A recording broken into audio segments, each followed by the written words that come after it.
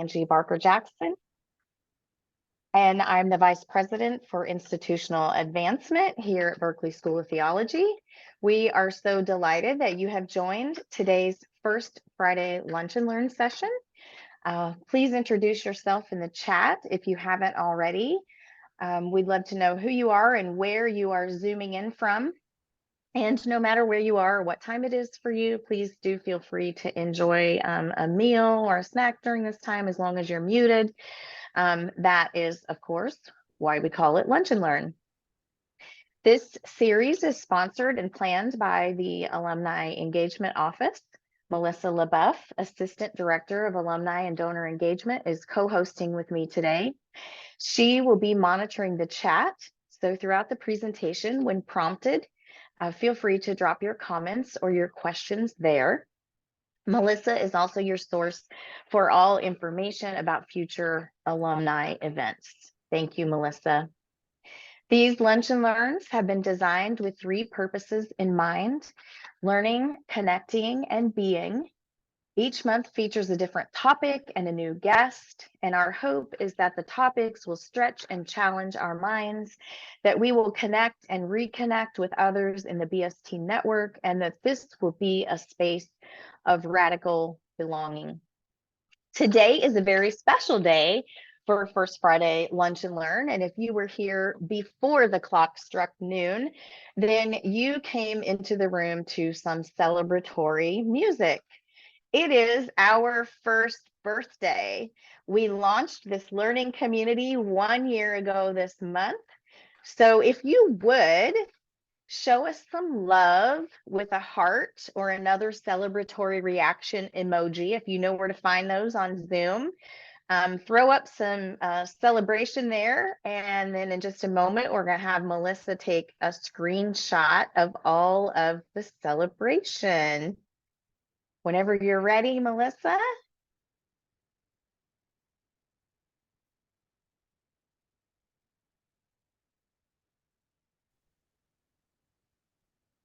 Did we get it? Awesome. Thank you so much. We are so glad that you have joined us today and for your support throughout this whole last year as we launched and held these programs. We are very grateful for this community. On this first Friday of Asian American Pacific Islander Heritage Month, we welcome our guest, the Reverend Dr. Lauren Lisa Ng. Dr. Ng is an ordained American Baptist minister who has served the church and community in a variety of roles. She has worked as a congregational staff minister for First Chinese Baptist Church of San Francisco and denominational leader, making significant contributions to American Baptist life, both through international ministries and American Baptist home missions societies. For the last 7 years, Dr. Ng has been the Director of Leadership Empowerment at ABHMS, and they were a bit sad to see her conclude her ministry there on April 30th. But ABHMS's loss is BST's gain. I'm delighted to announce in this live forum that on June 1st, Dr. Ng will join the BST advancement staff as Senior Program Officer, giving leadership, vision, creativity, and administrative gifts to the Thriving Congregations Initiative programming that will serve AAPI churches and ministers. Her ministry experience, unique gifting, broad network, academic accomplishments, love for the church, and embrace of her own identity as an AAPI woman and minister make her a great addition to BST's advancement division, leading this exciting project. We eagerly await her official start and the proper launch of the Thriving Congregations work. In addition to being an amazing professional, Lauren is spouse to Daniel and mom to Sage, Story, and Cannon. She plays music in the band Whisper Fight and is involved in the Quest Church in Novato, California, where her family resides. Welcome, Dr. Ng. We are delighted for you to share today on the weight of memory, a celebration of poetry and personhood for AAPI month. The floor is yours. Thank you so much, Dr. Angie, Dr. Brenneman, and everybody else on the BSC team for inviting me. Back when Angie and Melissa invited me to be the speaker, we didn't know that I'd be joining the BSC team. And so this day, as she already remarked, is a very joyful occasion. So excited. June 1st is can't come soon enough. So, but I'm glad to be celebrating AAPI Heritage Month with all of you. And I'm going to share my screen.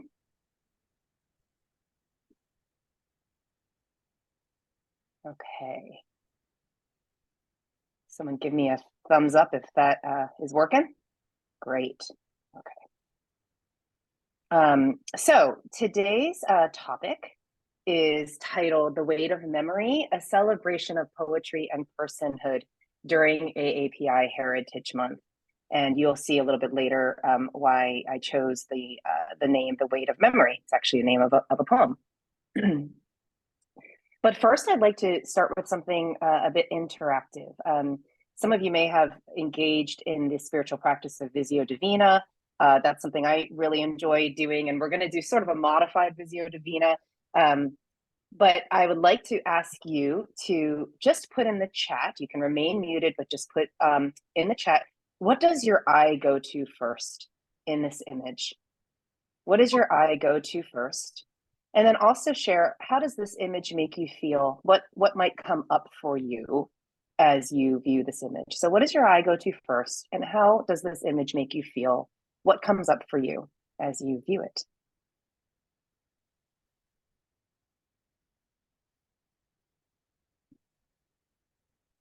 I love this. I'm going to read some of these out loud. The kiss, the pose, the girl. Other people have said the kiss that they see as well between the mother and the child. And a look of posture of wondering on the girl's face. The girl standing alone, the kiss on the girl's shirt. The little girl with that attitude pose. Yes, I saw that too. I love that. The girl's shirt. Okay. And then how does this make you feel? What comes up for you as you do this?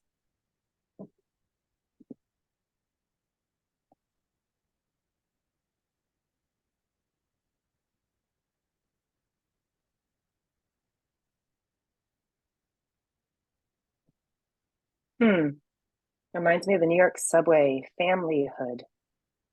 Very nice.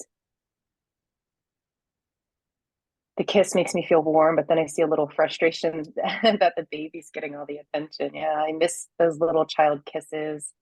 And I wonder what the girl is feeling. The girl facing the camera, she's standing before the world. I feel she is strong. I feel she stands at an edge. I love that. Does she sense what is going on? And there's a lot going on in this image. A contrast of gritty urban and family love. Okay, these are wonderful, wonderful reflections.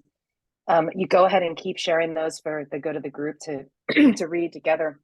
You know, I chose this opening exercise for a couple of reasons. One is that as a Chinese American, I didn't grow up seeing a lot of images that I felt were mirrors of myself, where I felt like I could see myself in that. And so, and I'll tell you, even the exercise of finding an image to use in this exercise presented some challenges. So we've come a long way, but we still have more to go. But I also chose it because I wanted to share that AAPI experiences and identities are as diverse as our answers to these questions were. Everybody saw a little something different. Everyone experienced a different feeling or response to it. That is reflective of the diversity of AAPI experiences and identities. And it's also similar to what poetry is like. Poetry is like focusing on one aspect of an image, one feeling, or one person's perspective. You tell sort of a corner or an edge of a story or something that you're observing, but there's always more to the story once others engage with it. So I'm very excited in a few moments to be sharing some of my poetry with you, because poetry is meant to be read. It can be read individually. I enjoy reading it in community. And I know that I love sitting with a poet when I get the chance to hear her or his voice or their voice about what they've written. And so I'm excited to be able to do that with you today. Thanks again for your participation in that. So a little bit about AAPI Heritage Month. It began, and I loved that. I think BST when they put out their bulletin, and I saw the history information about AAPI Heritage Month. I think we were both looking at history.com, which had great information because I saw a lot of what's here in our bulletin. So it began in 1978, was also the year I was born, and it was proposed by a New York representative named Frank Horton. Back then, it was just the first 10 days of May that were designated as what was then called Asian/Pacific American Heritage Week. In 1990, Congress expanded that from a week to a whole month. And then in 2009, it was renamed AAPI Heritage Month. And the month of May was chosen for a few different reasons, but two are that it commemorates the immigration of the first Japanese people into the United States in 1843. And it also recognizes what's called the Golden Spike Day, May 10th, 1869. Some of you may have seen the photo, a very historic black and white photo of when that last golden spike was nailed, hammered into the ground, that marked the completion of the West Transcontinental Railroad construction and the East construction, and where they met in the middle. And unfortunately, while several hundreds of Chinese immigrants worked on especially the West Coast side of that Transcontinental Railroad, they were not invited to be part of the photograph. So when you see that historic photograph, you will not see a single Chinese immigrant there, although hundreds of them lost their lives and committed to doing that work. And so this also commemorates the significant contributions by those Chinese workers. I always like to say AAPI is an imperfect term, as many of our terms are, because we can't, define who we are as Asian Americans with any particular acronym. Some people prefer AANHPI. That stands for Asian American Native Hawaiian Pacific Islanders. You may have seen that in circulation. Some people prefer APIDA, APIDA, Asian Pacific Islander Desi American, because a lot of Asian Indians don't see their identities reflected in AAPI or AANHPI. And then sometimes you also see APA, which stands for Asian Pacific American. So a lot of times those can be interchangeable, and it's always good within any context or conversation to just ask somebody how they prefer to be referred. And then today, Asian Americans and Pacific Islanders are the fastest growing racial group in the United States. Who are AAPI? I am not going to read through this. I wanted to just show this to you because I think visually it can be really astounding at times to think, wow, all of these people groups, and I'm certain groups that are not listed here, may identify as AAPI or any of those other acronyms I shared. So it just really gives you, again, a sense of the non-monolithic, very diverse group of people who call themselves Asian American. So a few things about myself, so that when we read the poetry, you'll have a little bit of an idea of my social location and the context of me as the poet. So I am third generation Chinese American, but 1.5 generation American born. So my father was born in the US, but my mother immigrated here from Singapore when she was 8 years old. The first photo on the top left is my paternal grandparents, my yaya and yin yin. And after serving in the US Army during World War II, my yaya, my grandpa, was able to send for his wife and son in China. And my grandmother and uncle were detained in the immigration center in San Francisco for several months, even appealing an initial rejection before being allowed to enter the States to join my grandfather. And my dad was born in Boston 2 years later. The second photo is from left to right, my mom, my papa, her mother, my Uncle Ernest, my Gunggung, my mom's dad, and then my other Uncle Frank.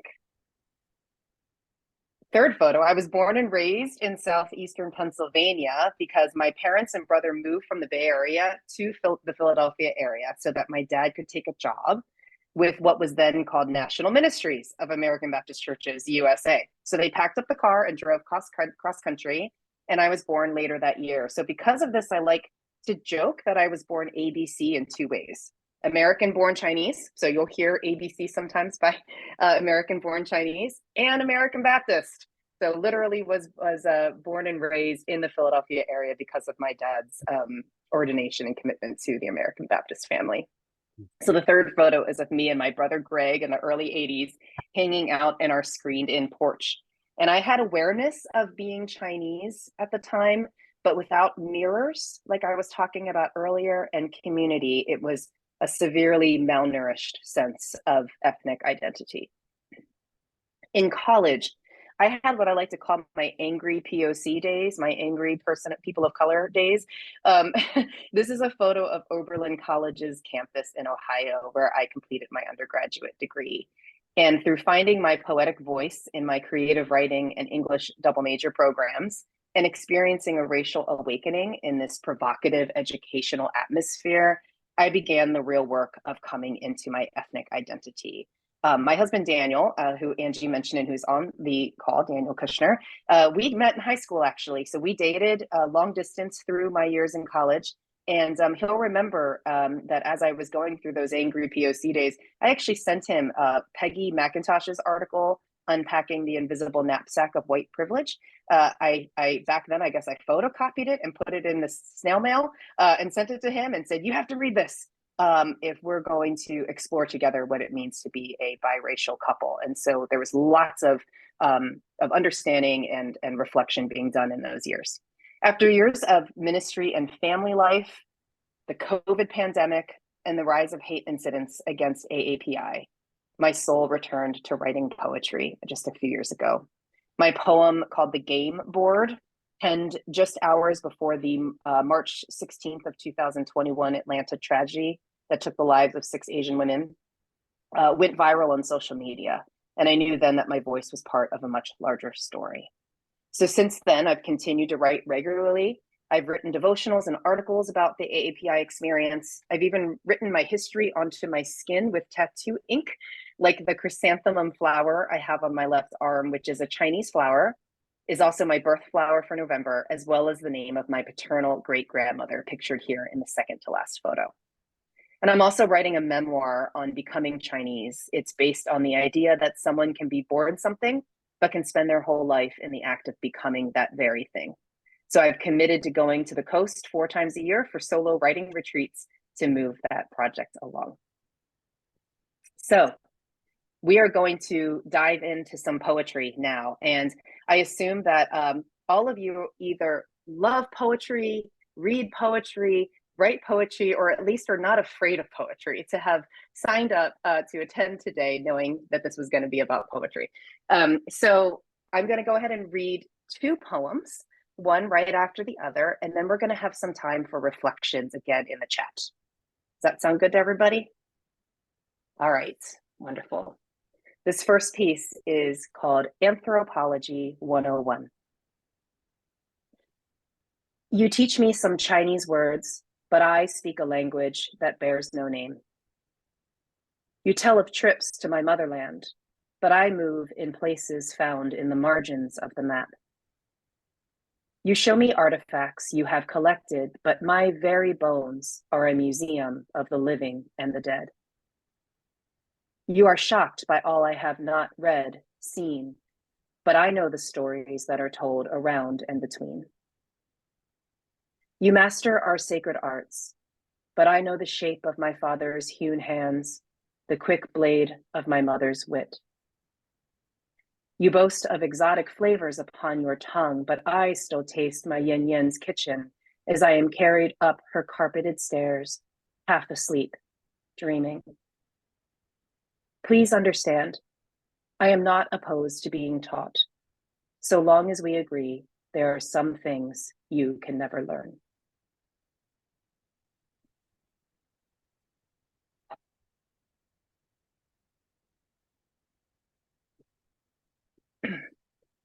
Chinawasari. Come in, come in. We take our seat at the table, fine porcelain platters spread in a lush garden absent of color. Hospitality like storefront displays faded by neglect to mottled blue. Beside the dishes are napkins, pressed and folded, metal chopsticks too slippery for use, soup spoons laden with guilt. We wait to be served, eat soundlessly, sip the guilt as if it is our own. Our houses? They are down the street and across the river. You can see them from here if you stand on your tippy toes, lean in, and focus a while. There we eat at a family table, bamboo mingling playfully across the plates, slurps and clamorous chatter rising like lanterns above a moonlit water.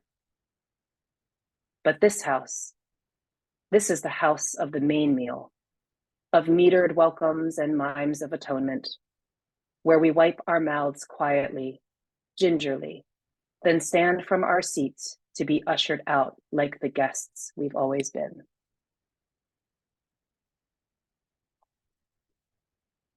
Okay, we're going to reflect a moment.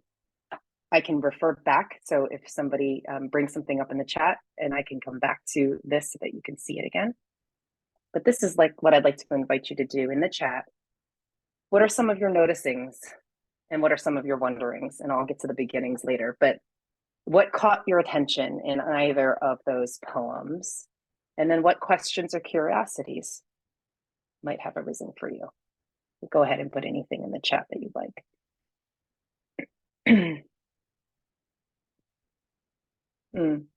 Thank you, Jim.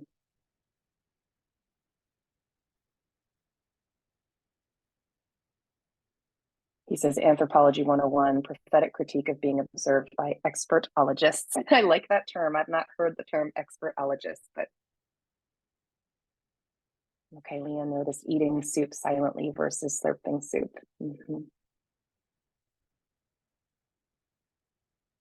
Thank you, Cliff. Yeah, a sterility with the second poem. You're hearing something in the poet's voice there.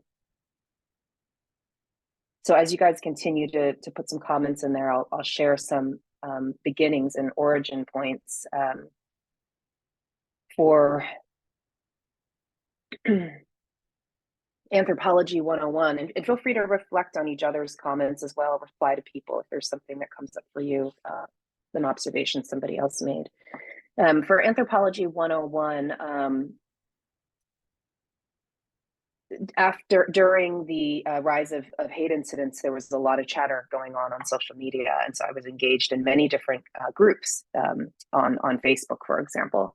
And I had experienced one exchange where, somebody, and this is sort of a collection of several experiences, but where someone was surprised and expressed some awe that there were some aspects of my Chinese culture that I wasn't familiar with.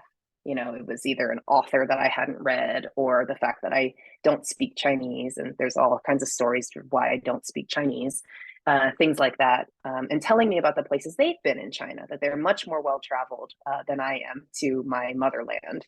And so that was what got me thinking about, what are the stories that I carry in my identity that, like I said, can't be taught, really, and can't be acquired by those who don't identify as Chinese. And so that's where that piece came from. And I see more comments here about Chinoiserie. Now, does anybody know, just like raise your hand or emote, does anyone know what Chinoiserie is? Okay.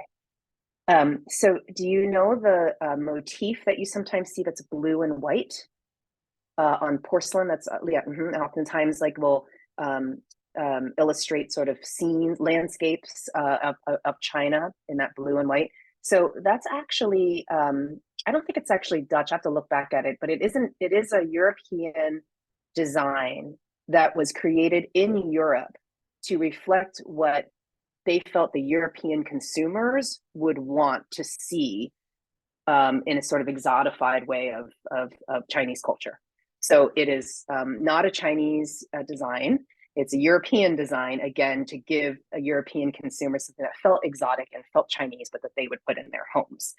And so then what ended up happening was that in China, they decided, yeah, it's kind of like the Delft, exactly. So that's what makes me think that it's Dutch, because Delft is famous for that other blue and white. So then, of course, Chinese started to create it because there was a demand for it. It's like fortune cookies. I don't know if you know, fortune cookies are also not a Chinese invention, but Chinese people started to make them because there was a demand for them. So you can see why I chose to use that term, chinoiserie, as the title for this piece. And so, yes, I think, Jim, you nailed it on the head. What I was thinking with this one, that it was a critique of that that was the expertologist. But for this one, somebody put in the comments something that really resonated with where my voice was coming from. The piece about slippery chopsticks, you don't often see Chinese people using those fancy metal chopsticks. A lot of times it's more Americanized restaurants that think they look really pretty, but they're really a pain to eat with. We preferred wood or bamboo. So just had a little fun with that. Okay. Thank you so much for your comments. I'm really enjoying reading through these, and we'll look forward to spending some more time with them. So are we ready for a couple more? Okay. All right. This one is called Opaque. Every year I look up how to spell Gonghai Fat Choi, Sun Yun Phi Lak. I do this in secret, then share the greeting as if it were my own. Some words I'm good at spelling: chagrin, charade, piteous, rue. I've only just found my way into these cycles of moon and sun, their tones, tastes, beasts, draped upon my shoulders like an ill-fitted hand-me-down, etched upon my limbs like a colonizer's Hanzi tattoo. At dinner, I desperately describe to my mother the memory of a favorite food, but cannot remember its name. You know, the translucent grayish jello with tendrils of beaten egg, suspended like the threads of a complex nervous system.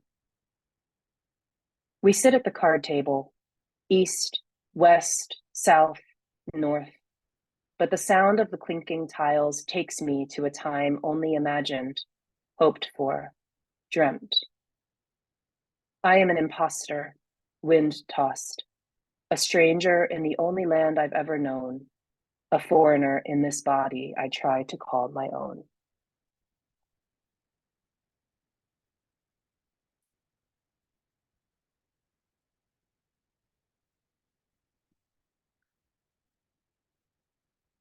You say you don't see color, as if color is something I should want to go unseen. A yellow stain stubborn like the ghost of an unattended spill. You say you don't see color, that all you see is human. But I've been told the artist mixed me once upon the palette, never to be repeated. You say you don't see color, for it threatens to divide us. But mine flows like a foreign river through serpentine hills, a confluence of here and there. You say you don't see color, that it casts us all too simply. But mine's been known to shift, orange in the morning sun, blue like a sudden bruise. You say you don't see color, but I can still see yours. I wonder what good is a lie if it refuses to stay hidden.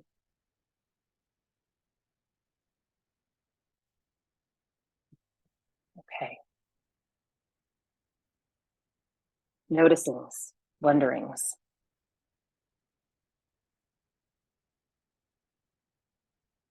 And I'll go back to this one first, and I'll spend a couple minutes here on the next one.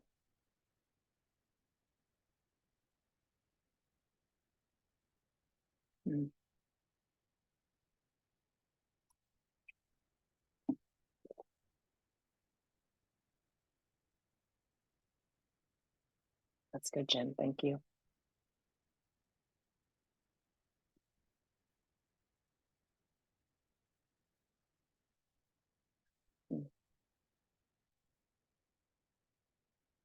Hanzi tattoo, or Hanzi as it's pronounced in Chinese, is the Chinese pinyin for Chinese characters.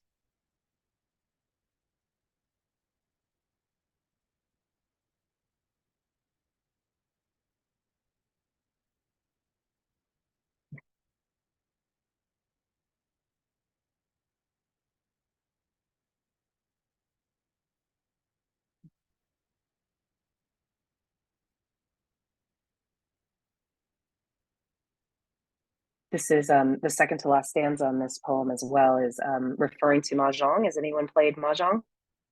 Okay. Could you tell that was about MJ when you were reading it? It's okay. And when you sit at the table to play, you actually sit at east, west, south, and north. It's four people around a square, and so everyone is in a direction. And so this is something I've learned as an adult and have had to be retaught several times because I don't read the characters, and so I have a little cheat sheet from my parents to play. And so sometimes I hear those clinking tiles, and it feels like it takes me back to a sense of hearing that sound growing up. But then I realize I didn't hear that sound growing up, so it takes me back to a time imagined. Maybe some of you have had that experience before. Here's this one. Thank you, Daniel. Opaque reveals the struggle of identity in the next generation, both a blessing and a challenge. Absolutely.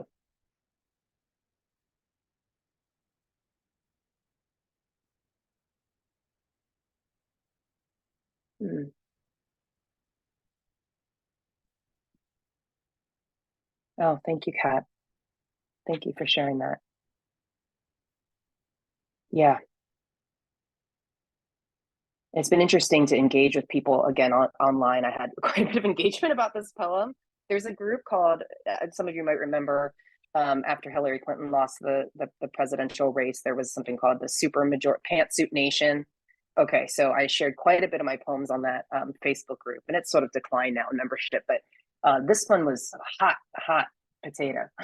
And there were a lot of people who said, but I really don't. And it's because, for all of these reasons that I have here in these stanzas. And so what an engaging and rich dialogue that we had, when people behave on social media, some learnings come through, but a lot of people still carry this perspective. And so for me, and it sounds like maybe I don't want to put words in your mouth, Kat, but for me, I find it quite offensive when somebody doesn't say it. There was a time in my childhood where it brought me some comfort. When my friends would say, "I don't see you as different. I don't see you as different," and because of my desire to fit in a predominantly white southeastern Pennsylvania neighborhood, that brought some sense of false comfort to me as a child. But as I've grown into my own identity,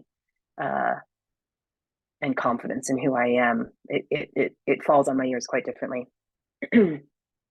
Yeah, thanks, Daniel. Color blindness makes me think of being non-racist, but you can't be colorblind and be anti-racist. Yeah, exactly. Then you don't see me. Yeah, Kat, thanks. Thank you for sharing that. All right. Awesome. This is so fun. Do you guys like this? Do you like poetry? Okay, I love this too. And at the end, I think hopefully Melissa and Angie will have time for, if there's anybody who wants to unmute and ask something as well. We just want to make sure we're getting through some of those pieces. And how am I doing on time? So far, so good. Okay. All right. Okay. Okay. Brood. It's me. My children fight over who looks most Chinese. They compare darkness of hair, cut of eyes, whose skin has reached the soundest agreement with the sun. On the way home, we stop for a meal in the city. The diners dip their heads, raise bowls to mouths, sip like a murmuration of blackbirds at the edge of a river. Aunties, uncles, sisters, and brothers. My daughter turns to me, says, "Mom, I feel safe here." I was her age when Mother and I walked through our mall in Pennsylvania. A tourist bus clamored to the curb. Foreign chatter, flashing Nikons spilled from its doors. We quickly changed direction, distinguishing ourselves store width by store width, a distancing of place and person. And so let my children fight, for though youth is never free from doubt, pride is not such an ugly thing.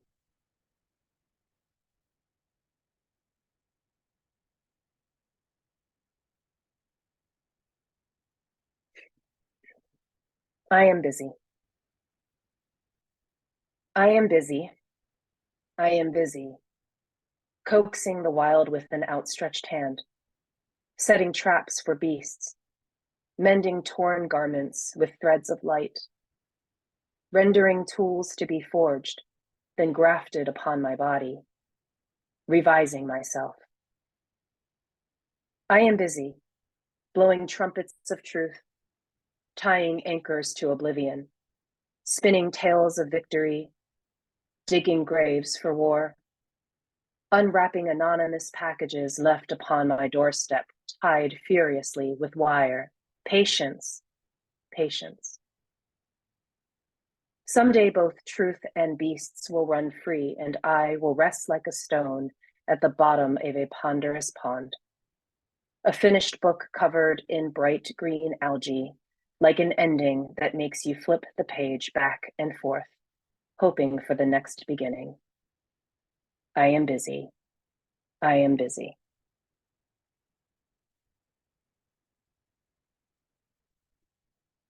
Okay. But this is more poetry than you guys have ever read in 1 hour. In a while. In a while? No? Okay, good. I love it. All right. So you know what's coming. Noticings, wonderings. And I'll go back and let our eyes rest on this one for a little bit.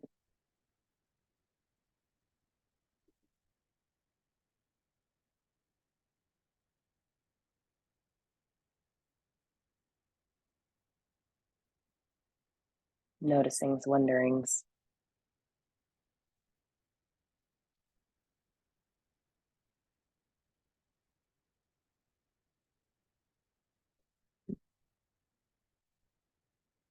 Thanks, Leanne. So that actually comes from, there's a Chinese poet that wrote a poem of the same title, I Am Busy. And so it was inspired by that poet. I'll leave it there for a second until others reflect. I'm happy to share more.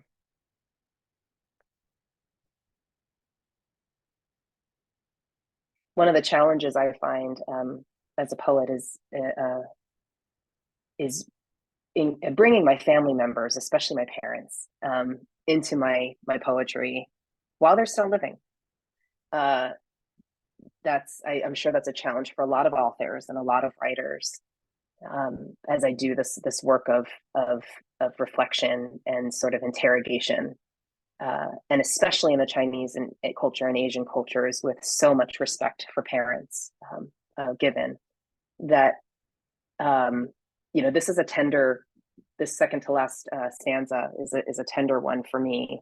When I was young, growing up in Pennsylvania, this actually happened, and a tourist bus of Japanese tourists came to the King of Prussia Mall and all poured out. And my mom, because of her own experience as an immigrant who came to this country at 8 years old, really wanted to distance herself, differentiate herself as being fully American. I belong here. I am not a foreigner.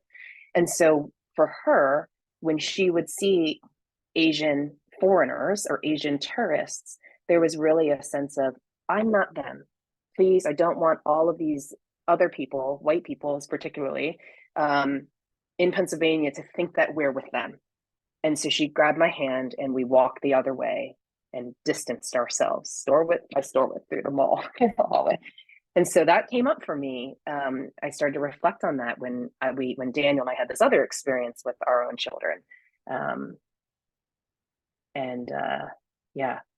Really thinking about what does cultural and ethnic pride mean? Thank you for these comments. Wonderful. My mom does have cutting wit, doesn't she, Leanne?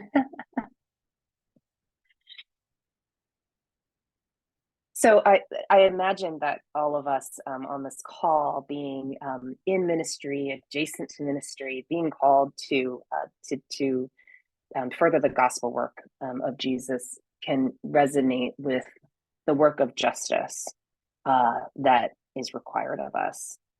And so this poem, Leanne, when you asked about the depth of I Am Busy, is really about that daily work that we do as justice seekers, mercy doers, bearers of love and generosity and kindness in the world. So it's hopeful. There's some exhaustion that you can hear in the voice there, and also some hope as well. For only, each of us can only do what we are able to do in our lifetimes. And so for that second to last stanza there, just really thought about, someday, I won't be able to set traps for beasts anymore. My time will be done. And the book of my life will also spring forth new life from it. Yeah. Thanks, Laurel. Yeah, I like that. Blowing trumpets of truth. Good. Okay, I think we've got our last set coming up.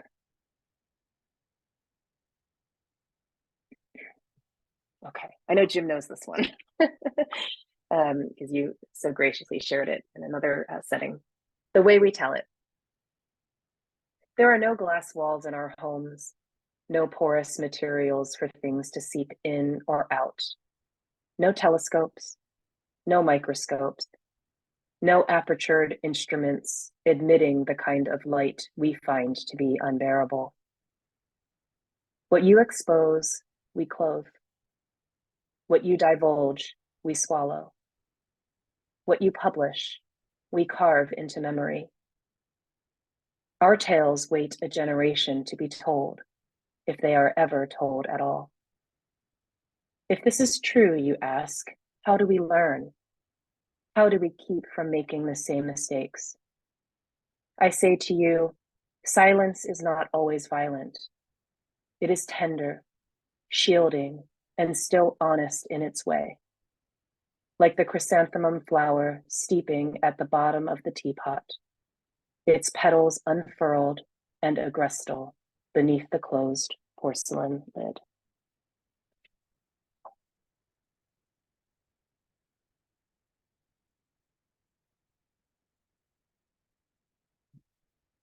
I'm not 43 anymore. This was written 3 years ago, but what I see.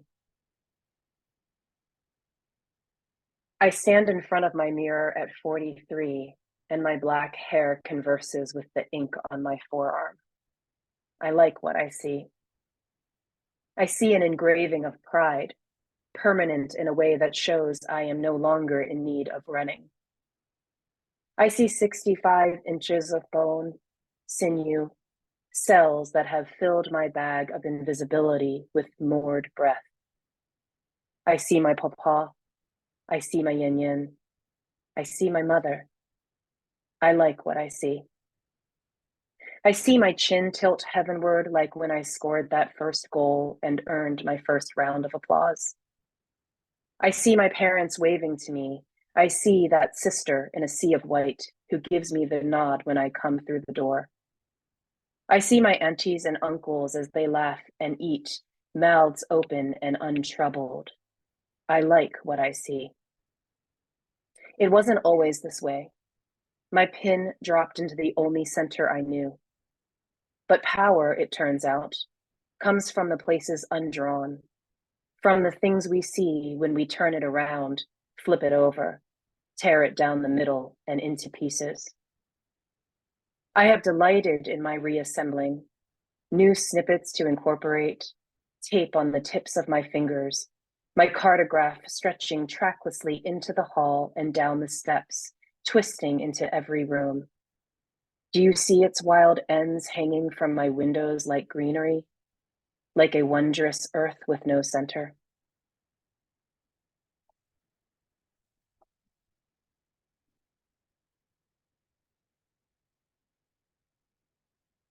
So I'll go back to this one for a moment. Noticings and wonderings, friends.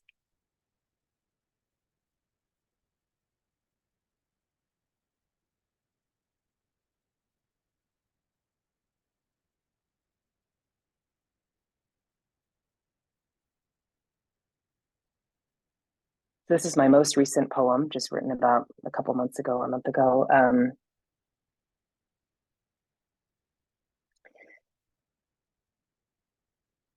I've been in several settings where I think in a particular version of Americanism really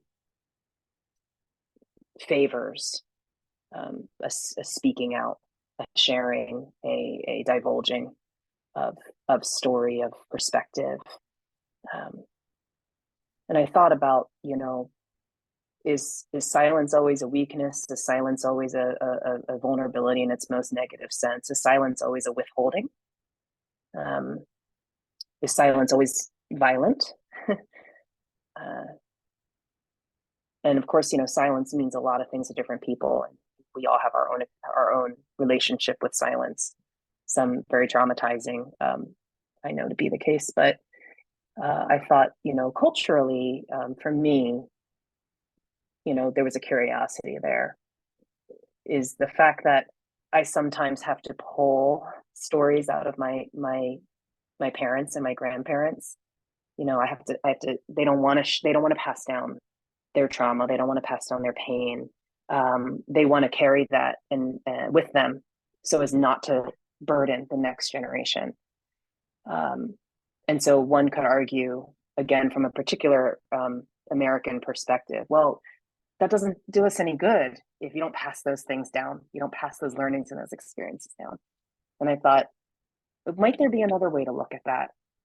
And to see silence as a gift at times, to see silence as something tender. And silence is not always a lack of telling. I think it can be a different way of telling. So, how many of you have had chrysanthemum tea? It's delicious. Yeah. And if you open the pot at a Chinese restaurant, and if they've done it the way I like it, you open the pot, you see a full, huge chrysanthemum flower sitting at the bottom of the pot, and its petals are unfurled in wild or agrestal in that boiling water. Okay. This one you'll see at the very bottom. I said, with gratitude to Grace Ji-Soon Kim and Bell Hooks. So in Grace Ji-Soon Kim's book Invisible, it's a feminist theology of Asian American women. She actually references the work of Bell Hooks that talks about multiple centers versus the binary of one center and margins around that singular center. Bell Hooks talks about multiple centers, and I actually got to preach on this topic when BST had our anniversary. And so that's why I offer gratitude to them, because I thought about the fact that in that binary that Bell Hooks teaches against, when there's only a singular center with margins around that, my pin dropped into that one center when I was a young girl being raised in southeastern Pennsylvania. And I was always outside of that singular center. And so through the work of Bell Hooks and Grace Ji-Soon Kim, I started to think about, what if there were multiple centers? And so that last stanza is about cutting up the map, tearing it down the center, rearranging all the pieces of the map, taping it together until it's wild and falling out of my windows like greenery. And realizing that, what if there was no center? What if maps had no center? Okay, so I promised I would share. So the weight of memory, why I called it this. When my father's parents came, I already told you the story of their immigration to the United States. When my grandmother and my uncle were being interrogated by the immigration officers in San Francisco, they were trying to determine the familial relationship between my grandfather, who had fought for the US in World War II, and my grandmother and my uncle. And so they would separate them and ask them questions and see if their answers matched. And so one of the questions they asked my grandfather and my grandmother separately was, how many steps was it from the front door to your barn door in your village?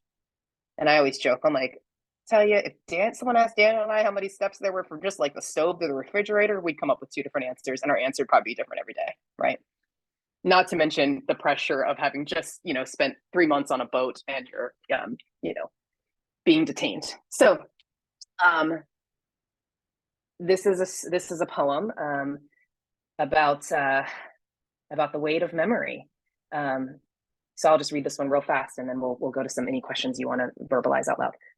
Tonight, as we knelt naked on the bed, hands touching and taking in each other's bodies, I saw the color of you against me and felt I needed to explain the way I arrived here. Not here in your bed, but here on this soil, carried by the souls of immigrants who fled their country and sailed an ocean, lived among angels and discovered new land. I felt I needed to explain that I would not be here if my grandparents, upon their arrival in America, had counted differently to the immigration officer the number of paces it took to get from the front door to the barn door in a small village in China called Taishan. Okay, so with that, this is where you can find me. Check out my fancy new BST email. So I don't start till June 1st, but you can still send me emails there.